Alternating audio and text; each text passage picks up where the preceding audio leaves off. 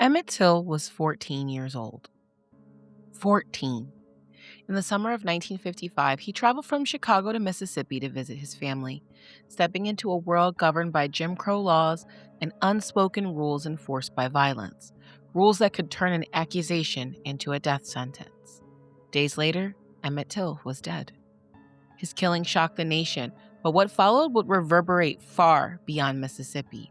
A mother's decision forced America to confront what had been done to her child and what that violence revealed about the country itself. Tonight, we're telling the story of Emmett Till, not just how he died, but why his case became one of the most pivotal crimes of the civil rights movement, and why decades later, it still feels unresolved. I'm Brittany Ransom, and this is When Killers Get Caught. In our third Black History Month episode, we're tackling one of the most horrific, solved yet unsolved murders of the civil rights movement, one of those pivotal and galvanizing crimes in American history, a killing that didn't just take a life, but forced a nation to confront itself. Before Emmett Till became a symbol, before his name echoed through courtrooms, classrooms, and history books, he was just a kid from Chicago. Emmett Lewis Till, born on July 25, 1941 in the city's South Side, into a world already shaped by segregation, but not yet hardened by the rules of Jim Crow South. He was raised by his mother, Mamie Till Mobley, a single parent who carried both love and responsibility on her shoulders. Emmett's father had died during World War II, leaving Mamie to raise her only child alone, working long hours as a clerk for the U.S. Air Force, often 12 hours a day to keep their small household afloat. Mamie believed deeply in structure, dignity, and self-respect. She believed in teaching her son how to survive in a country that did not always want him to thrive. Emmett absorbed these lessons early, not as fear, but through awareness. He knew that his mother worked hard, and in his small way, he wanted to match her effort. When Emmett was 5 years old, he contracted polio. At the time, polio was a terrifying diagnosis, especially for a Black child whose access to quality health care was not really guaranteed. But Emmett survived. The illness, however, left him with a stutter, something that might have made another person withdraw or shrink back, but it shaped him in a different way. Like a lot of kids who learn early that the world can be cruel, Emmett learned how to disarm it. He learned humor. He loved jokes and making people laugh. If he stumbled over his words, he'd lean into a punchline instead. He figured out how to control a room, not with fear, but with charm. Classmates later remembered him as funny, outgoing, and impossible to ignore. He wasn't trying to be brave, he was just being himself. At home, Emmett was often helpful without being asked. Mamie later remembered how he would clean, cook, and take care of things while she was at work. Once he told her, "If you can go out and make the money, I can take care of the house." It wasn't for praise, it was like he was making a promise. His friends called him Bobo, a nickname that followed him everywhere. He was known for his warmth, his jokes, and the big personality. He was a chubby kid in a classroom full of pretty skinny ones, and instead of letting that make him feel self-conscious, he leaned into it. He laughed louder, he made more friends, he refused to disappear. And in many ways, Chicago allowed that. While racism existed everywhere in America, the North didn't really enforce it in the same rigid, violent social codes as the South. And in Chicago, Emmett could talk back a little bit. He could joke with the girls. He could exist without constantly calculating the danger of every word or gesture. He was still a Black boy in America, but the rules were looser, the consequences less immediate. That difference mattered more than anyone realized.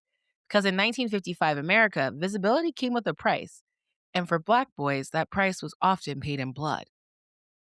Emmett had grown up in a place where confidence just wasn't a crime. Humor wasn't mistaken for defiance. Being seen didn't automatically mark you as a threat. He had no reason to believe that a laugh could be interpreted as disrespect or that a sound could be used as justification for violence. He was a teenager on the brink of adolescence, curious, playful, eager to explore beyond the world he already knew. So when his great uncle Moses Wright came north from Mississippi and spoke about their family back home, Emmett was intrigued. He begged his mother to let him go. Just for the summer, just for a visit. Mamie hesitated. She knew Mississippi was different. She knew that the rules there were not written down, but enforced just the same. She warned Emmett repeatedly before he left, told him to be careful, to keep his head down, to understand that the freedom he had in Chicago did not exist in Mississippi. She told him that in the South, even a look could be misunderstood. But Emmett was 14. He had never been to Mississippi. And no warning, no matter how loving or urgent, could fully prepare him for what it was like there. What Emmett Till did not know, what no child could know, was that his confidence would be read as arrogance.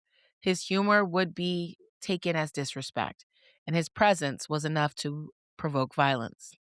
Before the headlines, before the trial, before the photographs that would horrify a nation, there was just a boy nicknamed Bobo, funny, helpful, and full of life, walking into a world that had already decided how his story would end. Now, yes, we know that Emmett grew up in Chicago, far from the rigid terror of Jim Crow South, but that doesn't mean that Chicago was free from racism. It wasn't, but the racism Emmett knew operated very differently. It was structural, economic, and often cruel, but it wasn't enforced through the same rituals of submission that defined life in Mississippi.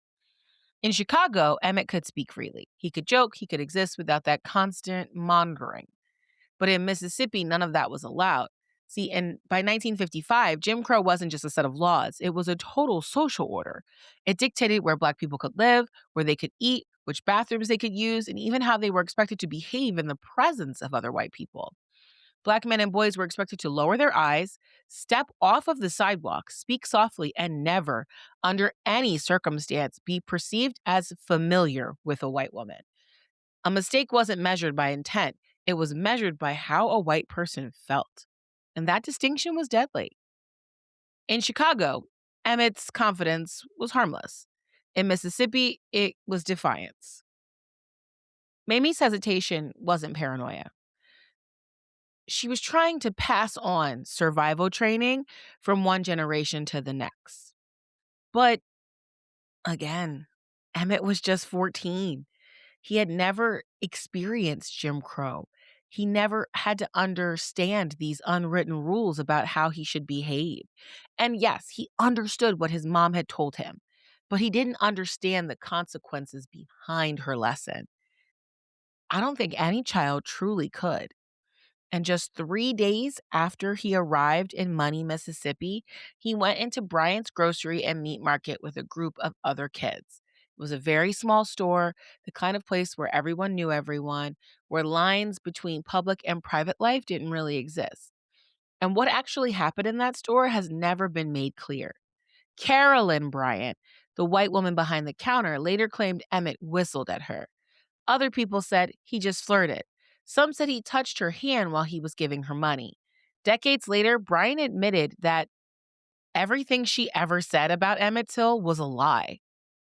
But in Jim Crow, Mississippi, clarity didn't matter. The truth didn't matter. Intent didn't matter. What mattered was that a white woman said she felt disrespected by a Black boy. And under the logic of Jim Crow, that accusation was enough to justify violence. White men were not just allowed, but expected to restore order. And Black boys like Emmett were taught, often brutally, what happened when they were perceived to step out of place. See, Emmett didn't understand that that store wasn't just a store. It was a stage, a test, a place where centuries of racial terror could be activated by something as small as a sound. What he thought was harmless, something he'd probably done dozens of times without consequence, was interpreted through a system designed to punish his existence. And once that accusation was made, the outcome was almost determined already. This is why Emmett's story is not about a reckless child. It's about a country that enforced two completely different realities based on race and geography. A boy raised in one reality walked into another and paid for it with his life.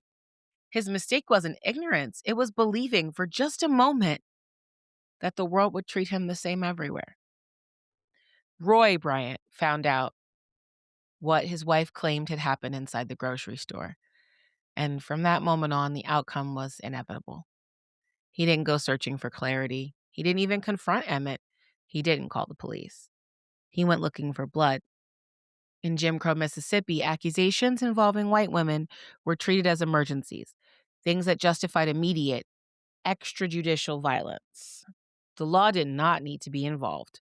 In fact, it often wasn't. Men like Roy Bryant understood that they would not be punished for enforcing racial order themselves. History had taught them that. I mean, we learned it in both Tulsa and Rosewood.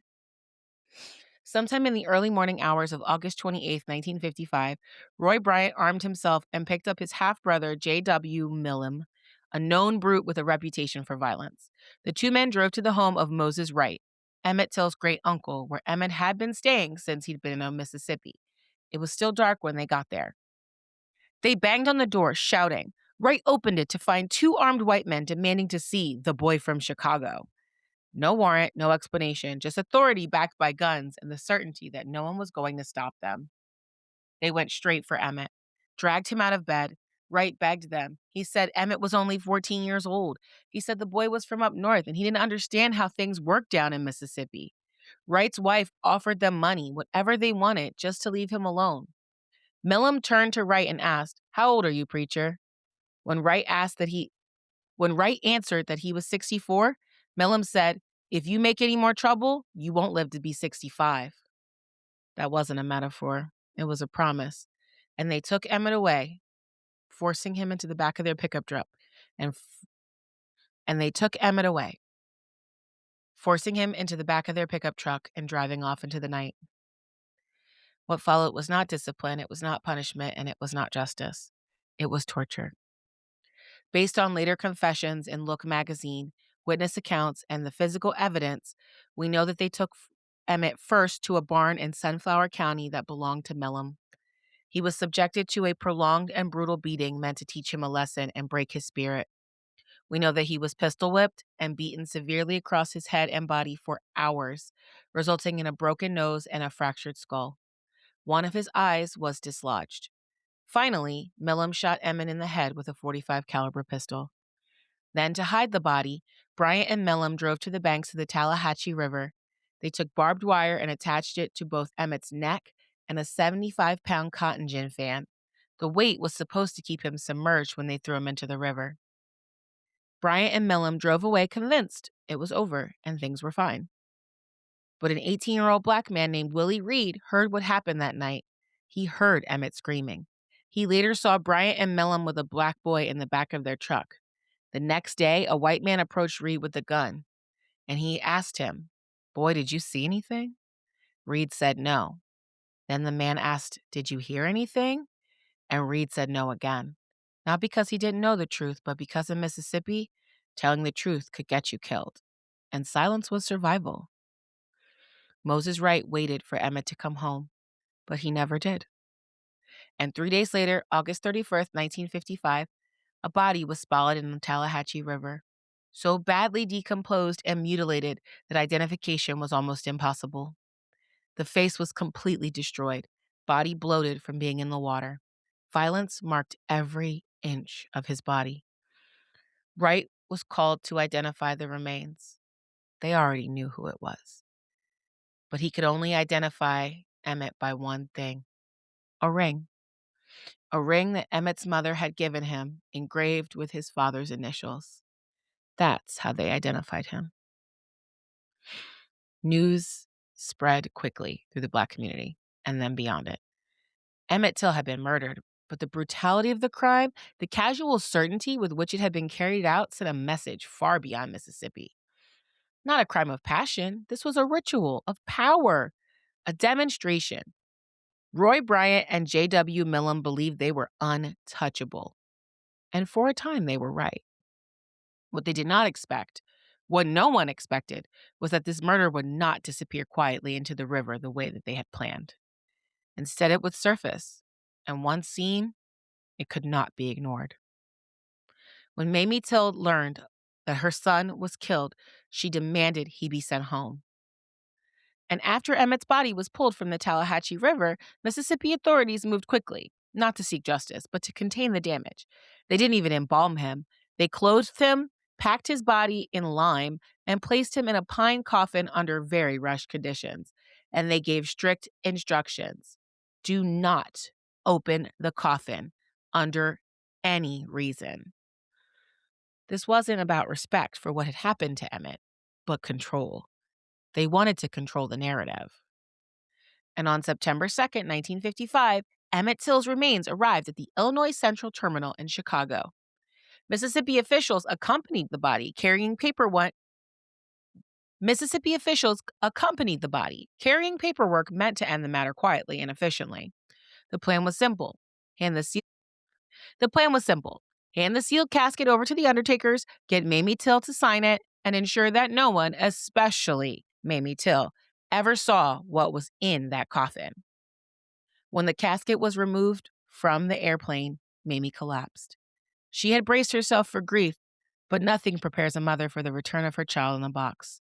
Still, through her shock and pain, she noticed something was wrong. The officials were insistent, urgent, pressing her to sign documents before anything else could happen. They didn't want her to look.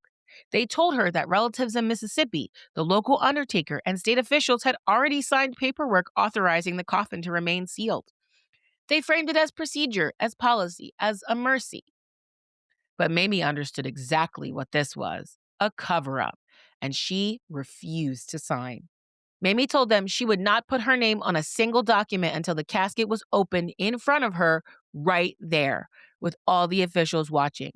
She said she would not bury her son without confirming that he was actually inside, and she would not accept their word for anything. The officials resisted.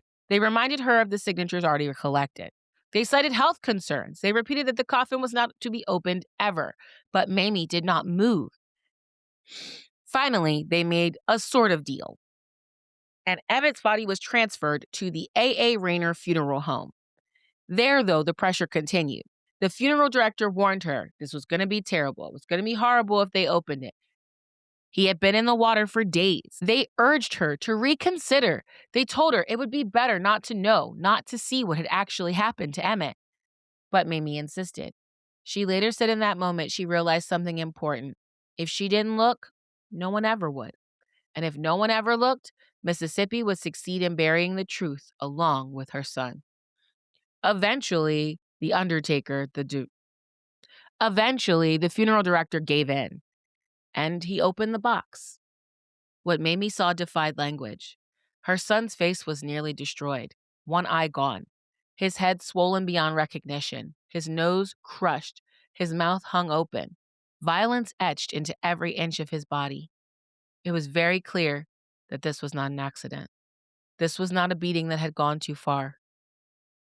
Emmett had been intentionally annihilated. Mamie didn't scream. She didn't faint. She stood there and looked because she knew that once she turned away, that image would never leave her mind. And in that moment, she made a decision that would alter the course of American history. She decided that Emmett would have an open casket funeral. Not just for their family, not just for their friends, for the entire world. She said, "Let the world see what they did to my boy. Let them see what I've seen."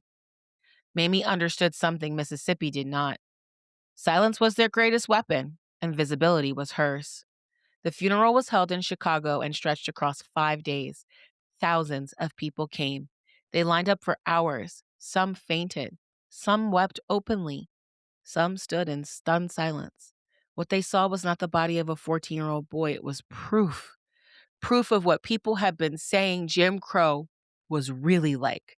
Proof of what accusations would justify. Proof of just how disposable Black children were. But Mamie didn't just invite her community. She invited the press, too. When Jet magazine asked for her permission to photograph Emmett's body at his casket, she gave it. The images they published were horrifying. Emmett's swollen face, destroyed features, the unmistakable evidence of torture. And those photos traveled far beyond Chicago. They reached kitchens, churches, barbershops, living rooms, and just like that, America could not look away.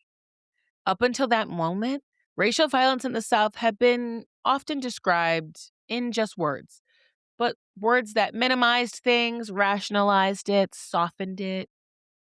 People up north were able to act like Jim Crow racism didn't exist because it was just so far away. But Mamie Till stripped away that abstraction, and she forced the country to confront the reality that they had allowed to exist. This was the cost of silence. This was the price of separate but equal. This was what happened when the law chose not to protect children. Mississippi had tried to seal that coffin. Mississippi had tried to seal that coffin to protect themselves. Mamie Till was exposing the truth, and that airport cover-up turned into a public reckoning. What officials hoped would be a quiet burial became one of the most consequential acts of resistance in American history. Mamie did not march. She did not give a speech.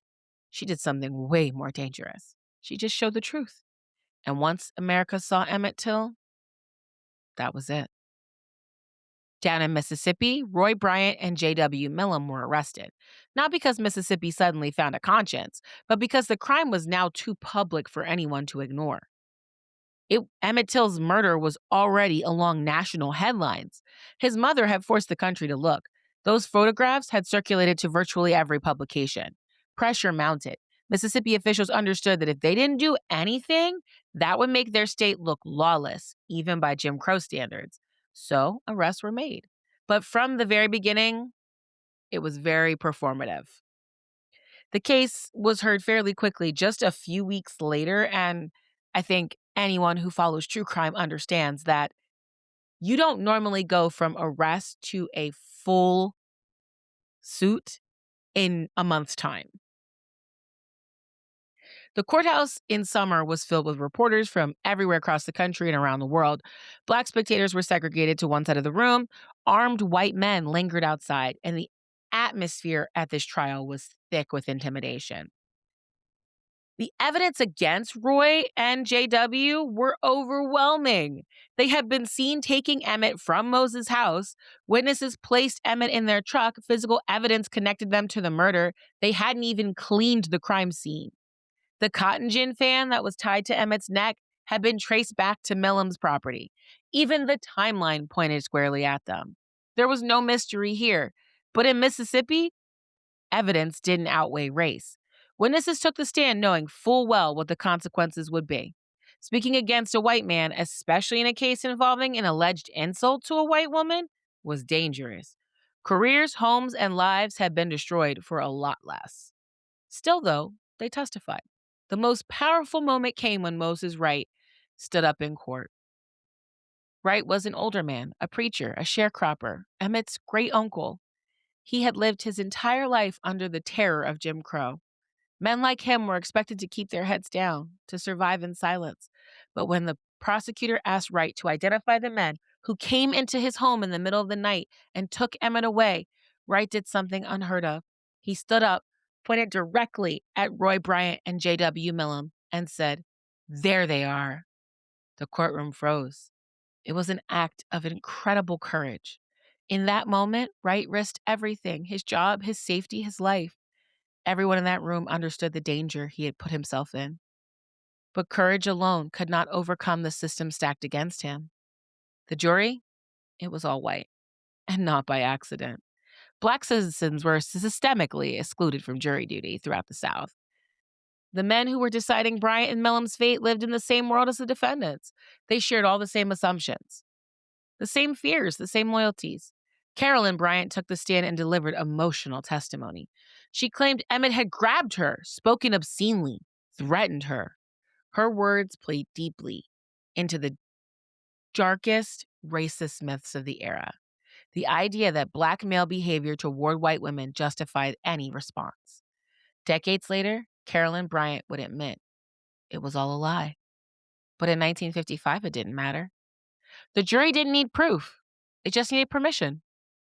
After closing arguments, they left to deliberate, and they were gone for just over an hour. One juror later said it would have taken even less time if they hadn't stopped to all go get sodas. The verdict? Not guilty. Roy Bryant and J.W. Millam were free men. They walked out of the courtroom smiling, shaking hands, celebrating, they posed for photographs with their wives. Outside, they were greeted not as murderers, but as men who had defended white supremacy and been rewarded for it. And the message was unmistakable. A Black child's life was expendable. and a white man's word was the law. And courtrooms would protect that order. Less than a year later, they proved just how confident they were with their immunity. In January of 1956, they sold their story to Look magazine for $4,000. In the article titled The Shocking Story of a Proved Killing in Mississippi, they both openly confessed to murdering Emmett Till. They described his kidnapping, the beating, the killing. They bragged and expressed no remorse. Milam explained that Emmett was killed because he refused to grovel at their feet.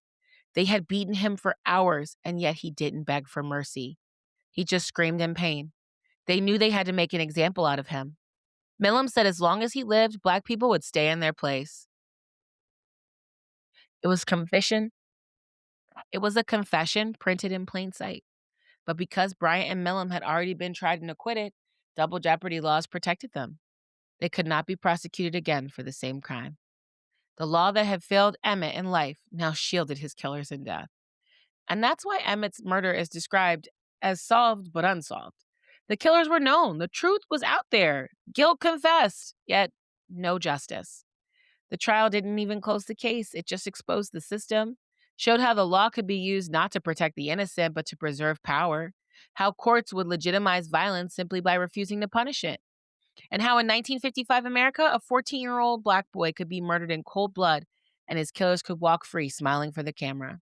What Bryant and Milam never understood was that while the jury had cleared them, history would not. Their acquittal did not end the story. It ensured, though, that Emmett's name would be remembered long after theirs became synonymous with shame. Emmett Till's murder did something Jim Crow laws never intended. See, Jim Crow was designed to enforce silence, a world where Black pain, loss, and suffering were hidden or minimized. But Emmett's death did the opposite. It united rage with visibility. It turned private agony into public outrage and forced America and the world to look squarely at the cost of this terror. The isolated crime in rural Mississippi turned into a national moral crisis. The response was immediate and profound. Till's name and face became rallying points for the communities that had long suffered in silence. His brutal killing helped spark what would become a sustained mass movement for racial justice and equality. One of the most direct links between Till's death and later activism came in Montgomery, Alabama, December 5th, 1955, 100 days after Emmett Till was murdered. Rosa Parks refused to give up her seat on a segregated city bus, and her arrest sparked the Montgomery bus boycott, a sustained planned protest that marked a turning point in the civil rights movement. Parks herself was quoted in the press saying, "I thought of Emmett Till and I just couldn't go back." That boycott lasted 381 days and catapulted leaders like Dr. Martin Luther King Jr. into the national prominence. King, too, cited Till's murder in sermons and speeches as a profound example of the systemic racial violence that Black Americans faced, even when they had done nothing more than simply exist. Till's death also shaped a generation of activists. Historians note that younger African Americans who were already frustrated by segregation and discrimination found new energy and purpose in responding to Emmett's murder. This growing sense of outrage and demand for justice contributed to later acts of resistance, including the sit-ins of the 1960s and the Freedom Rides. But the impact was not just social, it would be reflected in law. For decades, lynching, a form of racial terror that disproportionately targeted Black Americans, went unprosecuted at the federal level. State authorities often refused to investigate. Juries would refuse to convict, and local power structures protected the perpetrators. The Till case was a chilling example. Two men who confessed to murdering a child never retried after acquittal due to double jeopardy, despite publicly admitting their guilt. It took more than half a century, but Emmett Till's name remained central in the struggle to make lynching a federal crime. In 2022, Congress passed the Emmett Till Anti-Lynching Act, which for the first time made lynching a federal hate crime, a milestone that came after more than 200 failed attempts over many decades and wide bipartisan support in both chambers of Congress.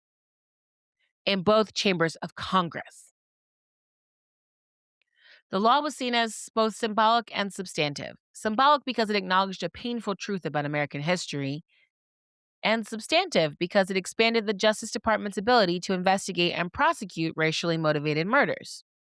In addition, the Emmett Till Unsolved Civil Rights Crime Act first passed in 2008 and then reauthorized later, reflected another legal legacy tied directly to his murder. This law authorizes federal agencies to reopen cold cases related to unsolved racially motivated killings before 1970, seeking justice decades after the fact and helping families find answers that they have long been denied. The ripple effects continue into the present. Historical sites connected to the case, including the barn where Till was tortured and killed, have been preserved and turned into memorials so that the story doesn't fade. The Emmett Till Interpretive Center is working to open what was once a site of terror into a place of education and reflection. Through it all, Till's story has remained a cultural reference point, invoked in speeches, textbooks, documents, films, and public debates about race, justice, and American identity. His name is not just a memory, but a warning, a reminder of the violence that was once legally tolerated, and a challenge to future generations to confront injustice wherever it appears. A warning meant to enforce silence instead created defiance. A killing intended to teach a killing intended to teach submission instead created resistance. Once the world saw what had been done to Emmett, they could not pretend that segregation and racial violence were just distant problems or abstract policy disputes. They were human tragedies, and many people, once confronted with that truth, refused to remain silent. That refusal became a movement, and that movement transformed our nation.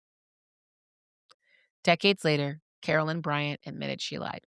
Not in a courtroom, not under oath, not when it mattered, but years later, quietly after the damage was long done. By then, Emmett Till had been dead for more than 50 years. Two men had lived free after murdering a child, and a mother had carried the weight of that truth to her grave. The case was reopened in 2018. Investigators reviewed evidence, testimony, long ignored leads. But reopening a case is not the same as resolving it. Justice delayed doesn't arrive whole, it arrives fractured, if it arrives at all. Even today, memorial signs marking where Emmett Till was kidnapped and where his body was recovered have been shot at, stolen, defaced, replaced, only to be destroyed again, over and over. Not because people forgot what happened, because they remember it too clearly. Because history, when left unresolved, doesn't stay buried. There are always voices that say, this was such a long time ago. Why keep bringing it up? Why reopen old rules? This is ancient history. It's not, though. My father was born just 7 years after Emmett Till was born, 1948. His grandfather was a sharecropper. I am 4 generations removed from slavery. That distance is not abstract. It's not theoretical. It's not a chapter sealed off behind glass. This is lived memory, family history, our inheritance. Mamie Till died in 2003. Not the 1800s, not some distant era we can pretend has no bearing on the present. She lived long enough to see civil rights legislation get passed, and long enough to know that the justice for her son never truly came. She lived long enough to watch his name be invoked whenever America was forced to confront its conscience once again. And that's the part that people miss when they call this old news. Emmett Till's story isn't kept alive because people enjoy reopening wounds. It's remembered because forgetting is how the lie wins. Because silence is how violence repeats itself under new names, new excuses, new victims. Because unresolved truth doesn't disappear, it echoes. Emmett was just 14 years old. 14. A child who didn't know the rules were so different. A child who didn't understand that in one part of the country, his existence was a threat. A child whose life ended not because of what he did, but because what he represented. They tried to erase him. They sealed the coffin. They rushed the trial. They laughed after the verdict and sold their confession. But the truth doesn't stay where you put it. It leaks through the cracks, resurfaces in photographs and testimonies, reopened files, in bullet-riddled memorial signs. It shows up in the refusal of people to stop saying his name. It shows up every time someone asks why justice feels unfinished. Because it is. Emmett Till did not choose to be a symbol, and his mother didn't ask for martyrdom. What she chose was the truth, and in choosing it, she forced the nation to look at itself, fully, honestly, without the comfort of denial. That's why this case still matters. That's why it still hurts. That's why it still belongs to us in the present. I'm Brittany Ransom, and this has been When Killers Get Caught. Emmett Till was just 14 years old. They tried to erase him, but the truth always leaves a trail. And instead of disappearing, he became impossible to forget.